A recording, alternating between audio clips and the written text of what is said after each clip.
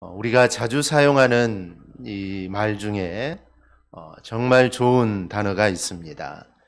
바로 은혜라라는 이 단어입니다.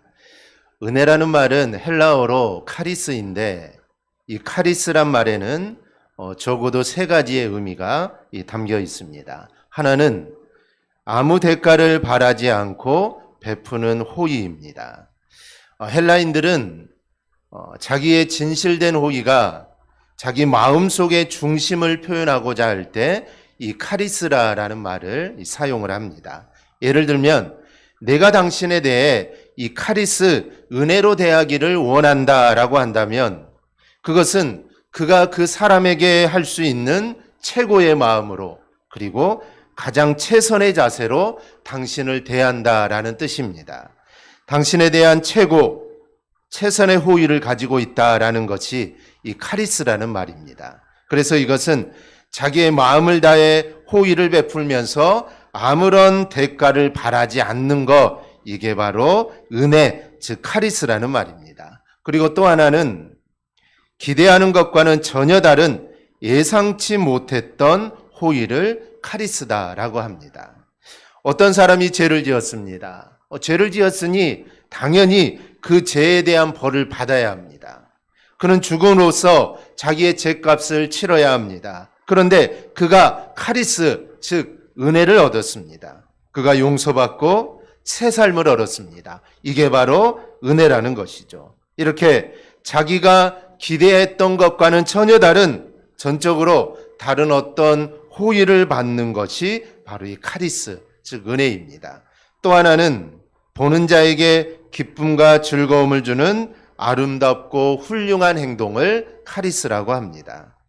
어떤 성도는 그 성도를 보기만 해도 은혜롭습니다. 그분의 신앙생활이 너무 아름답기 때문이죠. 그래서 보기만 해도 은혜가 되고 이 카리스가 됩니다. 그래서 그분을 보면 기쁘고 그분을 보기만 해도 즐겁습니다. 바로 이것이 이 카리스입니다. 이렇게 보는 사람들에게 기쁨과 감동을 주는 것이 카리스, 은혜입니다. 이런 사람이 은혜로운 성도죠. 여러분은 어떻습니까? 여러분은 은혜로운 성도입니까? 여러분은 정말 다른 사람이 나를 보기만 해도 기쁘고 그 사람에게 감동을 주는 사람입니까? 바로 이런 은혜, 카리스, 은혜로운 성도들이 되기를 축원합니다. 이 오스카 와일드의 지옥의 단편에 이런 이야기가 나옵니다. 예수님께서 길을 가다가 술주정뱅이를 만나 깜짝 놀라면서 물었습니다. 내가 저른발이었을 때 내가 너를 고쳐주었는데 너 왜 이렇게 되었느냐라고 묻습니다. 그가 대답하기를 주님이 내 다리를 고쳐주셨는데 직장을 구할 수가 없었습니다. 다리가 멀쩡해서 이제 구걸도 할 수 없습니다. 그래서 홧김에 술을 계속 먹다 보니 이렇게 알코올 중독자가 되어버렸습니다. 주님이 또 길을 가시는데 거리를 방황하는 이 창녀를 만났습니다. 그녀는 간음 현장에서 잡혔다가 예수님의 도움으로 구출된 여인이었습니다. 그대는 어찌하여 다시 창녀가 되었느냐? 주님이 묻죠. 그러자 그녀가 이렇게 대답합니다. 예수님께서 저를 그때 구해 주셨지만 사람들이 나를 더럽다고 외면하고 사람 취급해 주지 않습니다. 너무 외롭고 힘들어 다시 창녀가 되었습니다. 또 길을 가시던 예수님께서 깡패가 사람을 때리는 장면을 보았습니다. 예수님을 보니 깡패가 예수님, 저는 본래 앞을 못 보던 소경이었는데 예수님께서 고쳐주셨지요. 그런데 보면 무엇합니까? 온 세상이 다 썩은 걸요. 그래서 앞으리로 닥치는 대로 부수고 때리고 살아갑니다. 이렇게 대답을 합니다. 여러분 이야기를 들으면서 무엇이 느껴지십니까?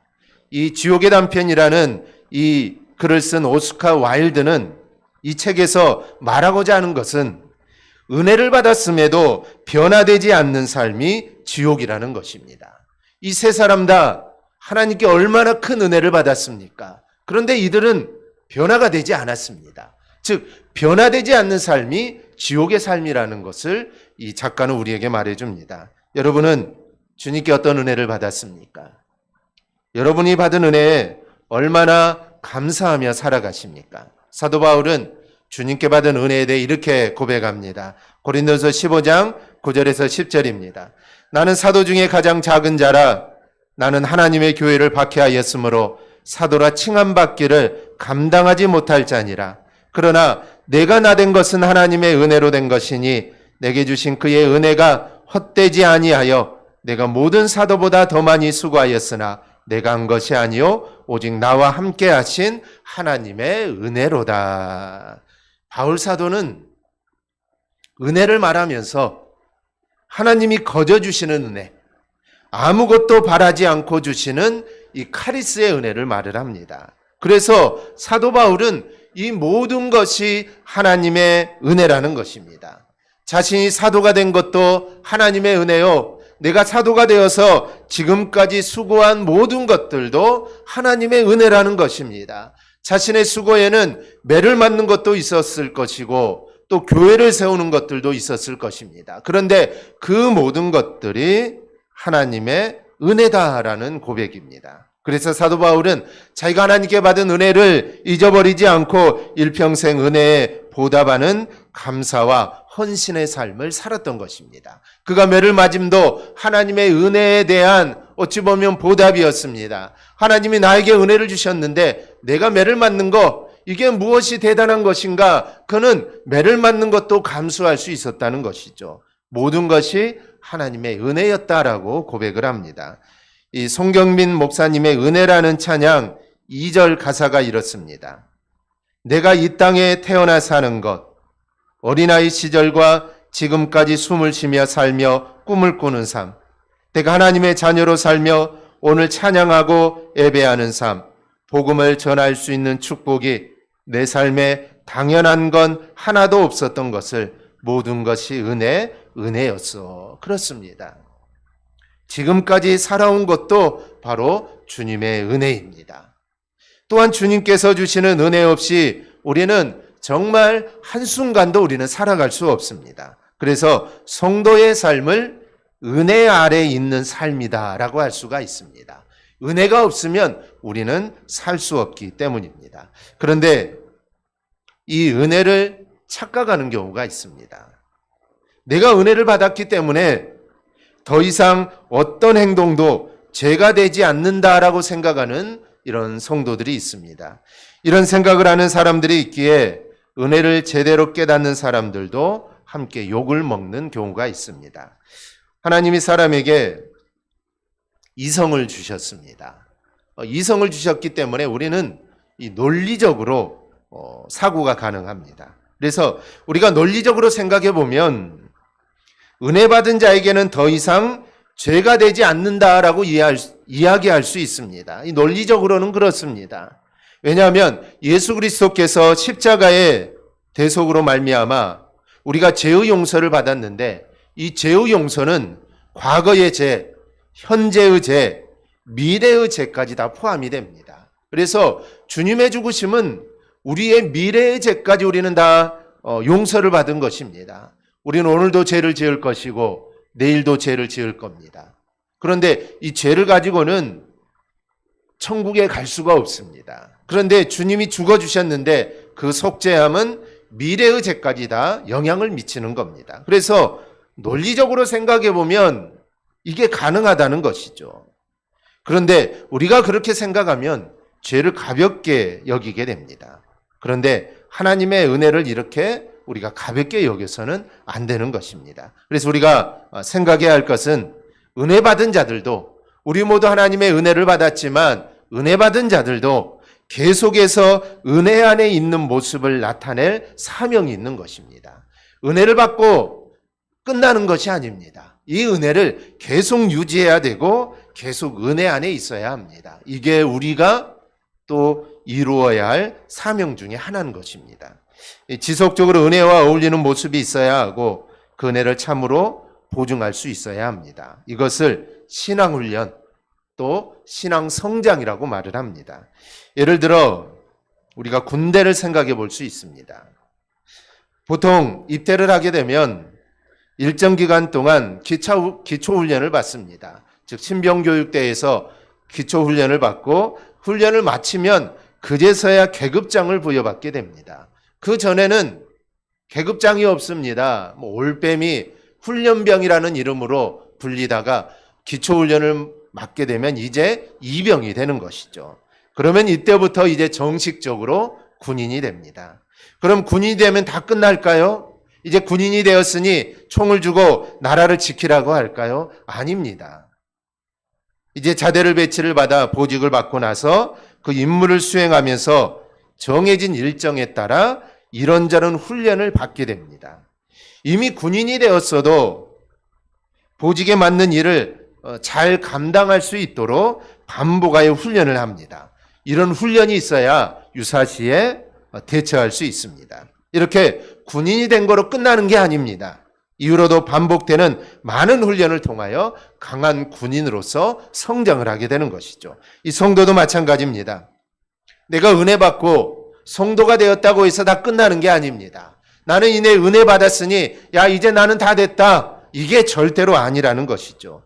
은혜 받은 것은 이제 시작일 뿐입니다. 성도다운 모습, 은혜 받은 모습에 어울리는 성도가 되기 위해서 우리는 반복되는 훈련이 있어야 합니다. 그렇게 훈련을 통하여 날마다 새로운 모습으로 우리는 은혜 받은 자답게 우리는 서야 합니다. 그래야 은혜 받은 성도다운 모습으로 우리는 세상에 빛을 발하는 것입니다. 만약에 이런 점 우리가 놓치게 된다면 내가 이제 은혜를 다 받았으니 나는 이제 다 됐다라고 생각한다면 은혜를 받았음에도 불구하고 오늘 14절 말씀처럼 죄가 우리를 주장하는 모습이 되는 것입니다. 따라서 성도는 제대로 은혜 안에 있는 자가 되기 위하여 지속적으로 훈련을 우리는 받는 자가 되어야 합니다. 우리가 신앙훈련이라고 해서 이 반드시 교회에서 진행하는 훈련 프로그램만 참여하는 것이 아닙니다. 내 개인적으로도 언제나 깨어서 성도다운 모습을 유지해 나가야 되는 것입니다. 이런 훈련이 잘 되어 있어야 은혜 안에 있는 자다운 모습으로 우리가 살아갈 수 있습니다. 오늘 본문은 이런 점을 잘 드러내 줍니다. 그럼 우리는 어떤 신앙훈련을 해야 은혜 안에 있는 자다운지 오늘 말씀을 통해서 우리가 함께 살펴보도록 하겠습니다. 첫째는 예수 그리스도의 십자가의 구원받았음을 날마다 기억하는 것이 은혜 안에 거하는 것입니다. 본문 12절의 시작은 그러므로라는 접속사로 시작이 됩니다. 이 그러므로라는 말은 바울 서신에서 나타나는 이 독특한 표현 방식입니다. 그 이전에 중요한 이야기를 하고 나서 이를 받아 결론적으로 이야기를 할 때 그러므로라는 단어를 사용합니다. 따라서 그러므로라는 말의 의미를 알기 위해서는 그 앞 1절에서 11절에 무슨 말을 하고 있는가를 알 필요가 있습니다. 개략적으로 소개하면 이렇습니다. 성도는 모두 그리스도의 십자가에서 죽으심과 합하여 세례를 받았다. 그리스도와 하나로 연합된 것입니다. 그가 십자가에 달리실 때 우리도 그 자리에 함께 달린 것이고 그가 부활하실 때 우리도 생명으로 부활할 것입니다. 이게 앞절의 내용입니다. 이렇게 그리스도와 하나로 연합하였기에 바울은 11절에서 이렇게 이야기합니다. 이와 같이 너희도 너희 자신을 죄에 대하여는 죽은 자요 그리스도 예수 안에서 하나님께 대하여는 살아있는 자로 여길지니라. 즉 그리스도와 하나가 되었기에 죄에 대해서는 죽은 자처럼 해야 되고 생명에 대해선 산 자처럼 돼야 된다라는 것입니다. 그리고 12절 이하의 내용을 그러므로라는 말로 받고 있는 것입니다. 따라서 그 어떤 이야기를 하기 전에 전제가 되는 것은 우리는 그리스도와 십자가에서 하나로 연합되었다라는 것입니다. 십자가에서 그리스도와 하나가 된 것을 매일 생각하는 것으로서 우리는 우리의 삶이 시작이 되어야 합니다. 그래서 성도의 삶은 항상 내가 누군가, 나는 누군가, 나는 어떤 존재인가라는 것을 기억하는 삶이어야 합니다. 그럼 우리는 무엇을 기억해야 할까요? 두 가지입니다. 하나는 우리는 항상 내 자신이 십자가에 달려 돌아가신 주님과 함께 죽었음을 기억해야 합니다. 우리는 죽었습니다. 예수 그리스도께서 십자가에 달려 죽으실 때 우리도 우리의 옛사람은 함께 죽었다는 것이죠. 이것을 기억해야 합니다. 또한 그의 부활하심과 함께 다시 살아날 것을 우리는 기억해야 합니다. 갈라디아서 2장 20절 말씀처럼 내가 그리스도와 함께 십자가에 못 박혔나니 그런즉 이제는 내가 산 것이 아니요 오직 내 안에 그리스도께서 사시는 것이라. 여러분, 십자가로 인해 내 안에 그리스도가 사십니다. 내 안에 내가 사는 게 아닙니다. 내 안에 내가 사는 게 절대로 아닙니다. 내 안에는 오직 예수 그리스도가 사십니다. 이런 생각을 하지 못하고 세상을 살면 성도다운 모습이 나타나지 않습니다. 그리고 세상 사람들은 성도인 우리에게 십자가가 전혀 보이지 않을 때 의아해하면서 비웃게 되는 것입니다. 세상 사람들이 기독교에 대해 반감을 갖는 본질적인 이유는 성도인 우리가 그리스도와 하나로 연합된 것이 나타나지 않기 때문입니다. 즉 말과 행동이 다르다는 것이죠. 주님은 우리에게 사랑하라고 했는데 나는 사랑하지 못합니다. 즉 주님과 연합이 되어 있지 않는 것이죠. 만약 우리가 십자가와 올바르게 연결이 된다면 세상 사람들은 이 겉으로는 반대하면서도 속으로는 우리를 인정하게 됩니다. 감히 자신들이 따라갈 수 없는 고결한 모습이 우리에게 있기 때문이죠. 그러한 모습이 나타나면 세상 사람들은 기꺼이 그리스도인들에게 중요한 것들을 양보할 것입니다. 왜냐하면 그들이라면 제대로 해낼 것이다 라고 생각하기 때문이죠. 관건은 우리가 매일 그리스도와 연합한 자라는 것을 우리가 나타내 보이느냐라는 것이죠. 복음이 우리나라에 들어오고 초창기에는 사람들이 예수 믿는 사람이라고 하면은 모든 사람들이 다 인정해 주었습니다. 야, 예수 믿는 사람이구나. 모두 다 인정해 주었죠. 그래서 그들에게 모든 걸 맡깁니다. 왜 맡길까요? 맡겨놓으면 잘할 거라는 믿음이 있었기 때문입니다. 그래서 모든 것들을 다 맡겨버립니다. 그런데 지금은 그렇지 않죠. 지금은 오히려 예수 믿는다 하면은 이상한 눈으로 쳐다보는 그런 시대가 되어버렸습니다. 그것은 바로 말과 행동, 즉 우리가 예수 그리스도와 연합된 자로 살아가지 못하기 때문입니다. 초기 기독교 시대에는 예수 믿는 사람들은 주님과 연합된 삶을 살았습니다. 예수 믿는다는 것은 곧 주님과 같이 성경에 나타난 삶들을 산다는 것으로 사람들은 이해했기 때문이죠. 하지만 지금은 그런 모습들이 나타나지 않기 때문에 그런 현상들이 반복되지 않는 것입니다. 그러니 우리는 아침에 일어나자마자 기도부터 하는 모습을 우리는 가져야 합니다. 새벽 기도를 하면 더 좋겠지만 그렇지 않더라도 이불 속에서 엉덩이를 하늘로 치켜들고서라도 오늘도 예수님의 십자가 보혈로 하루를 살아가게 하옵소서. 우리는 기도함으로 하루를 시작해야 합니다. 짧은 시간이지만 하루의 시작을 십자가를 생각하며 우리가 시작한다면 우리가 그리스도의 십자가와 연합된 자라는 것을 우리는 삶에서 더욱 절실하게 느끼게 될 것입니다. 동일한 맥락에서 매일 성경을 보아야 합니다. 여러분, 경건은 생각만으로는 결코 경건해지지 않습니다. 내가 경건해야겠다. 오늘 하루도 내가 경건한 삶을 살아야겠다. 내가 다짐한다고 해서 경건이 이루어지는 것은 아닙니다. 우리의 속사람이 날마다 말씀으로 변화되는 것이 진정한 경건입니다.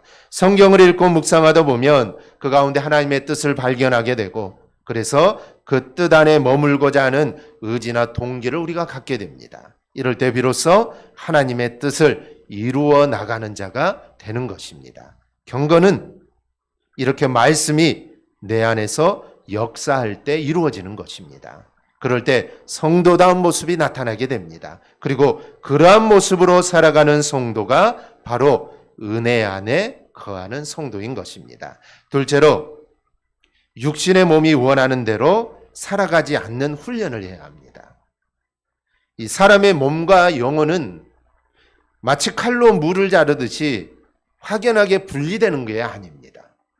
몸과 영혼은 연결이 되어 있고 영혼 또한 몸과 연결이 되어 있습니다. 분명히 사람은 육신과 영혼으로 구성되어 있지만 이 둘은 긴밀하게 연관되어 있어서 한 몸, 한 인격을 이룹니다.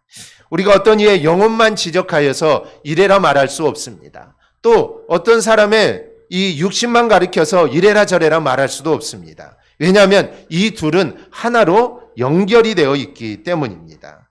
문제는 아담 이후로 모든 인류가 범죄를 해서 육신이 죄의 소욕을 쫓게 되어 있다는 것입니다. 그래서 자연인으로서 살아가는 인간은 모두 죄의 삶을 살아가게 됩니다. 그래서 모든 인간은 운명적으로 죄 아래에 있게 됩니다. 그래서 인간이 아닌 모든 것은 다 죄가 될 뿐입니다. 특별한 조치를 취하지 않는 한 인간이 하는 모든 행위는 죄와 연결이 됩니다. 이 문제는 은혜 받아서 우리가 은혜 안에 있다 해도 영향을 미치게 됩니다. 그러므로 우리는 죄 많은 인생입니다. 그런데 이 죄값을 예수 그리스도께서 십자가를 통하여 해결을 하셨습니다. 하나님께서는 우리 개인에게 물어야 할 이 죄에 대한 책임을 우리가 예수님과 연합됐다라는 그 하나 이유만으로 우리에게 책임을 묻지 않습니다. 의롭다 인정을 해 주십니다. 그런데 이 의롭다 칭해 주신 것은 우리가 의롭다라고 인정을 받을 뿐입니다. 우리가 의로운 것이 아닙니다. 그러므로 우리가 이 땅에 살아가는 동안 우리는 의롭다고 인정받는 의미를 살려서 나 자신을 끊임없이 의로운 자가 되도록 내 모습을 가꾸어 가야 하는 것입니다. 이렇게 날마다 우리의 육신의 삶도 의로워져 가도록 가꾸어 나가는 것이 바로 이게 신앙의 훈련입니다. 그래서 우리의 몸, 즉 우리의 육신이 하나님의 의로운 것을 지향하도록 만들어 가야 하는 것입니다. 그렇게 하는 것이 12절에 나타납니다. 그러므로로 이어서 나오는 말씀이 너희는 죄가 너희 죽을 몸을 지배하지 못하게 하여 몸의 사욕에 순종하지 말고라고 말을 합니다. 여기서 죄가 죽을 몸을 지배한다, 몸의 사욕에 순종한다. 우리는 이 말씀에 주의해야 합니다. 비록 우리가 십자가의 은혜로 구원받는 성도라고 해도 아무 생각 없이 살아가다 보면 육신의 소욕을 따라 살아갈 수밖에 없습니다. 이런 모습에 주의를 기울여 조심하지 않고 우리가 그냥 살아간다면 구원받은 후에라도 자신을 훈련하지 않고 그냥 내 자신을 나는 이제 구원받았으니 다 됐다라고 말하면서 그냥 내 자신을 방치하면서 살다 보면 죄라는 것이 나를 주장하게 됩니다. 따라서 우리가 은혜 받아 구원을 받은 자라 할지라도 몸이 원하는 대로 놔둬서는 안 된다는 것입니다. 몸이 원하는 것들이 무엇일까요? 우리의 육신이 무엇을 원할까요? 대표적인 것을 나열하면 게으르거나 나태하는 것입니다. 육신은 항상 게으름이나 이 나태함을 원합니다. 언제나 그것을 바라죠. 따라서 그런 육신이 원하는 대로 살면 우리는 게을러서 아무것도 할 수가 없습니다. 이 오락도 마찬가지입니다. 오락이나 여가는 분명 인생에 필요한 것들입니다.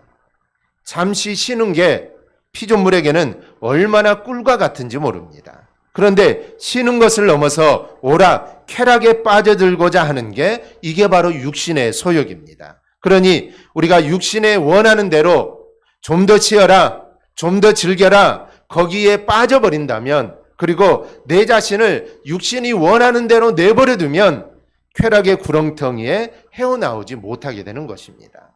술이나 담배도 마찬가지입니다. 이것 자체로 죄라고 할 수는 없습니다. 바울도 병을 이유하여 포도주를 사용하라고 권면한 적이 있습니다. 문제는 이것에 빠지는 것입니다. 그래서 어떤 일을 할 때 이것들 없이는 그 일을 할 수가 없습니다. 이 주객이 전도된 것이죠. 성적인 부분도 마찬가지입니다. 분명 성은 아름다운 것이지만 이게 집착하다 보면 음탐한 것에 빠지고 마는 것입니다. 다윗이 그렇지 않았습니까? 거기에 빠져버리니 간음죄를 짓고 살인죄까지 지어버리게 됩니다. 이렇게 육신은 주로 원초적인 것들을 지향하게 됩니다. 인생을 살아가는데 이런 것들은 정말 중요한 것이죠. 얼마나 중요한지 모릅니다. 하지만 이것들에 빠지게 될 때 육신의 소욕, 곧 죄의 소욕에 사로잡히게 되고 맙니다. 즉 나도 모르는 사이에 죄가 나를 주장하는 지경에 이르게 됩니다. 여러분, 우리 성도는 이 세상에 있는 것들을 내가 다 써버려야겠다 이런 생각을 가지고 살아가서는 안 됩니다. 이 세상에 있는 것들을 나는 다 쓰지 못하는 자로 내 자신을 정립해야 하는 것입니다. 이 세상에 즐길 게 얼마나 많습니까? 놀 게 얼마나 많습니까? 그것들 내가 다 놀고 내가 다 즐기다가 내가 죽어야겠다. 우리 성도는 이렇게 살아가서는 안 된다는 것입니다. 이 세상의 것들을 다 사용하려고 할 때 죄의 소욕 안에 우리는 끌려가게 되는 것입니다. 이런 것들을 절제할 줄 알 때 비로소 하나님의 사람답게 은혜로운 자리에 지속적으로 우리가 서게 되는 것입니다. 그러므로 우리는 육신의 소욕을 절제하는 훈련을 해야 합니다. 이 훈련이 제대로 이루어지기 위해서는 매일 기도하고 성경 보는 습관을 우리가 만들 수 있기를 바랍니다. 셋째로 우리 몸으로 하나님이 기뻐하시는 일에 서게 하는 훈련을 해야 합니다. 스포츠를 하다 보면 어떤 종목을 막론하고 이런 말을 합니다. 최상의 수비는 적극적으로 공격하는 것이다. 우리가 이 국제 경기나 이 야구, 축구 이런 경기를 보면은 1점 차로 승리하고 있을 때, 1점 차로 리드하고 있을 때 그 1점을 지키려고 하다 보면 1점을 뺏겨 동점이 되거나 아니면 점수를 더 뺏겨 역전되는 것을 우리가 보게 됩니다. 그래서 해설가들은 1점을 리드하고 있을 때 오히려 적극적으로 공격해야 된다고 말을 합니다. 1점을 지키기 위해 수비만 하다가는 그 경기를 망칠 수가 있기 때문이죠. 신앙훈련도 마찬가지입니다.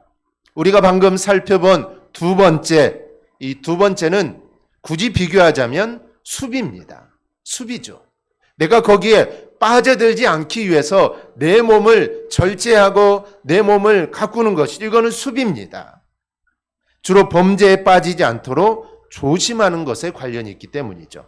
이것도 중요하지만 보다 더 중요한 것은 적극적으로 하나님이 기뻐하시는 일들을 찾아 하는 것입니다. 13절을 보면 또한 너희 지체를 불의의 무기로 죄에게 내주지 말고 오직 너희 자신을 죽은 자 가운데서 다시 살아난 자 같이 하나님께 드리며 너희 지체를 의의 무기로 하나님께 드리라. 이 말씀은 적극적으로 하나님이 기뻐하시는 일에 몸을 움직여야 한다는 것입니다. 즉 가만히 있어서 하지 않는 것이 아니라 방어하는 것이 아니라 적극적으로 움직이라는 것입니다. 그렇게 하다 보면 죄의 소욕이 사라질 뿐 아니라 하나님이 기뻐하시는 일을 찾아가는 것이 됩니다. 우리가 어떤 일에 집중을 하다 보면 다른 것들이 생각나지 않는 것과 똑같습니다. 이 마음에 근심이 있고 고민이 있고 걱정이 있으면 일을 하라고 하죠. 그 일에 몰두하다 보면 이 걱정스럽고 근심되는 일들이 생각이 나지 않고 잠시나마 잊을 수 있게 되는 것입니다. 이런 모습으로 훈련되면 나중에는 내 몸이 알아서 하나님이 기뻐하시는 일을 찾아가는 수준이 되게 되는 것입니다. 그러면 죄의 소욕을 쫓는 것에서 우리는 어느 정도 자유로울 수 있습니다. 이 성도는 정의로운 길에 우리는 서야 합니다. 세상 사람들은 이익이 되는 길에 섭니다. 정의롭지 않아도 나에게 이익이 된다면 세상 사람들은 그 길을 갑니다. 하지만 성도는 아무리 이익이 된다 하더라도 정의롭지 않는 길이라면 아예 가지를 말아야 합니다. 성도는 하나님이 기뻐하시는 정의로운 길에 우리는 서야 하는 겁니다. 뿐만 아니라 성도는 자신의 몸으로 하나님이 기뻐하시는 일에 서 있어야 합니다. 목사의 강요에 의해서가 아니라 정말 하나님의 영광을 위하여 스스로 찾아서 해야 하는 겁니다. 어떤 일이 주어지면 하는 것도 정말 좋지만 오히려 적극적으로 이름 없이 빚도 없이 감당해야 할 일에 자신을 헌신하는 자세를 우리는 가져야 합니다. 그러면 몸이 하는 이런 헌신에 따라 우리 영혼도 더욱 깨어나게 되는 것입니다. 우리 모두 하나님의 은혜를 받은 자들답게 우리가 살아가십시다. 날마다 십자가의 은혜를 우리가 기억하며 사십시다. 그리고 우리의 몸의 죄의 소욕을 쫓아가는 것이 아니라 하나님이 기뻐하시는 일들에 먼저 나설 수 있는 그런 모습들이 꼭 될 수 있기를 바랍니다. 그리하여 우리의 모든 삶과 모습을 통해 하나님의 영광만을 드러내는 우리 모든 성도들이 되기를 주님의 이름으로 축원합니다. 아멘.